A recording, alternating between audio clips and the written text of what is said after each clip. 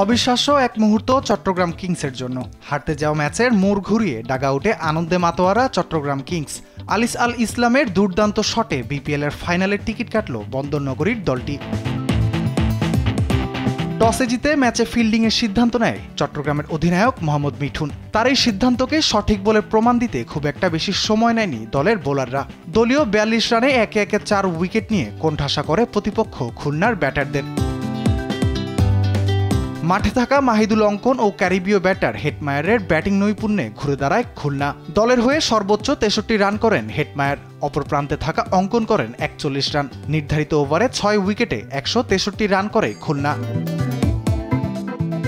জবাব দিতে নেমে ম্যাচের শুরুতেই ছন্দ হারায় চট্টগ্রাম। ইমন ক্লার্করা সাজঘরে ফেরেন মাত্র ৪ রান করেই। তবে ওপেনার খাজা ছিলেন তখনও অনড়। উইকেটের বিপরীতে থাকা ব্যাটার তালাতকে নিয়ে জুটি গড়েন এই ব্যাটার। ৪ ছক্কার ফুলঝুরিতে একসময় সহজ জয়ের দিকে পৌঁছে যায় চট্টগ্রাম।